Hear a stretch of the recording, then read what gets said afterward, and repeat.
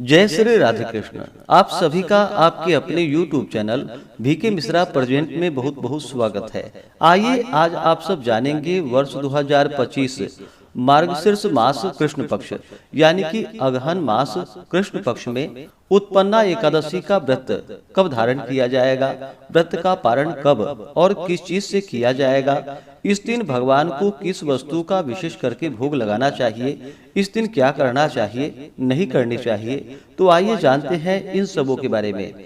आप सभी भक्तों को उत्पन्ना एकादशी व्रत की ढेर सारी शुभकामनाएं। आप सभी के जीवन में भगवान विष्णु, माता लक्ष्मी, माता एकादशी की कृपा से आप सभी को सभी प्रकार के सुख तथा समृद्धि की प्राप्ति हो। मार्गशीर्ष मास कृष्ण पक्ष की एकादशी को उत्पन्ना एकादशी के नाम से जाना जाता है। एकादशी की शुरुआत इसी दिन से ही मानी गई है। भगवान विष्णु के शरीर से एक दिव्य देवी प्रकट हुई थी जिन्होंने भगवान विष्णु की रक्षा की थी। तभी से भगवान विष्णु प्रसन्न होकर के उन्होंने उन्हें वरदान दिया और उनका नाम एकादशी पड़ा।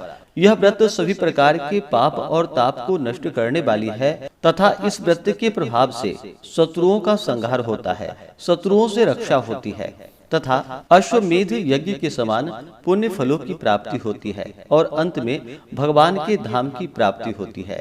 वर्ष 2025 मार्गशीर्ष मास कृष्ण पक्ष की एकादशी तिथि प्रारंभ समय 14 नवंबर 2025 दिन गुरुवार रात्रि 12:52 और एकादशी तिथि की जो समाप्ति है वह 15 नवंबर 2025 दिन शनिवार रात्रि 2:38 पे एकादशी तिथि की समाप्ति है। तो ऐसे में सूर्योदय व्यापनी के अनुसार सभी भक्तजन स्मार्त हों, गृहस्थ हों, वैष्णव हों, सभी जो कि 15 नवंबर 2025 दिन शनिवार को व्रत को धारण करेंगे। व्रत का पारण द्वादशी तिथि में और हरिवासर समाप्त होने के बाद करना चाहिए। द्वादशी तिथि का पहला चौथाई हिस्सा हरिवासर का होता है।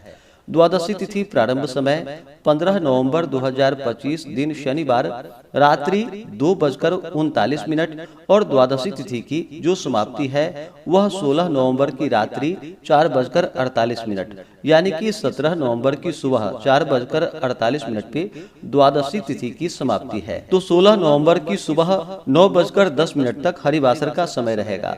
ऐसे में सभी भक्तजन व्रत का पारण 16 नवंबर 2025 दिन रविवार को दोपहर 1:10 से दोपहर 3:18 तक व्रत का पारण करेंगे, क्योंकि सुबह के समय में हरिवासर का समय रहेगा। उत्पन्ना एकादशी व्रत का पारण गौमूत्रेण पारणम, गौमूत्र से व्रत का पारण है। यह संभव ना हो पाए तो आप जल, फल या तुलसी दल से व्रत का पारण करें। द्वादशी तिथि के दिन तुलसी दल नहीं तोड़नी चाहिए और रविवार के दिन तुलसी दल नहीं तोड़नी चाहिए। तो इससे पहले ही आप तुलसी दल, तुलसी पत्र भगवान के पूजन के लिए तथा पारण के लिए पहले से ही रख ले। 15 नवंबर को ब्रह्म मुहूर्त का समय सुबह 4:58 से सुबह 5:51 तक होगा। सूर्योदय का समय सुबह 6:15, सूर्यास्त शाम 5:10 होगा।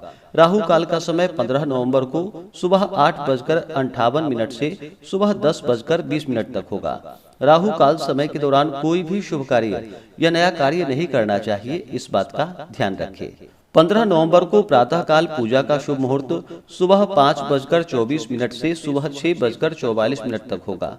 अभिजीत मुहूर्त का समय सुबह 11:44 से दोपहर 12:27 तक होगा। विजय मुहूर्त का समय दोपहर 1:53 से दोपहर 2:36 तक होगा।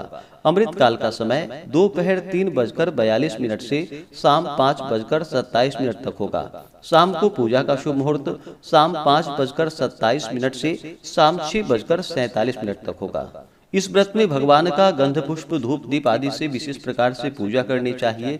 खास करके भगवान को इस दिन जो कि पंचामृत से स्नान अवश्य ही करानी चाहिए। पंचामृत में जो कि दूध, दही, घी, शहद और शक्कर यह वस्तुएं मिला करके भगवान को स्नान करवाएं और खास करके इस दिन भगवान को गुड़ तथा बादाम का भोग अवश्य ही लगानी चाहिए तुलसी दल डाल करके, और उसे प्रसाद के रूप में भी ग्रहण करनी चाहिए। इससे अनंत फलों की प्राप्ति होती है। इस दिन सुबह और शाम के वक्त भगवान का पूरे विधि विधान के साथ पूजन करे, कथा श्रवण करे। इस दौरान जो कि भगवान को गुड़ तथा बादाम का भोग अवश्य ही लगाए और उसे प्रसाद के रूप में ग्रहण भी करनी चाहिए। यह अनंत पुण्य फल दायी माना गया है। व्रत के दौरान विष्णु सहस्त्र नाम, पुरुषोक्त आदि का पाठ या श्रवण करना चाहिए। ओम नमो भगवते वासुदेवाय या श्री कृष्ण गोविंद हरे मुरारी आदि मंत्रों का जप करना चाहिए। तो यह अनंत पुण्य फल दायी माना गया है। तो आशा करता हूँ कि यह जानकारी आपको अच्छा लगा हो। इसी प्रकार से ज्ञानवर्धक जानकारियाँ प्राप्त करते रहने के लिए, व्रत पूजा के बारे में जानने के लिए, कथा को सुनने के लिए चैनल पे अगर आप पहली बार आए हैं तो चैनल को लाल बटन दबा करके सब्सक्राइब करें, साथ में बेल आइकन घंटी को दबाएं ताकि आने वाली वीडियो का नोटिफिकेशन आपको समय से मिलता रहे। वीडियो को लाइक करें, शेयर करें। सुखी रहें और स्वस्थ रहें। जय श्री राधे कृष्ण। धन्यवाद।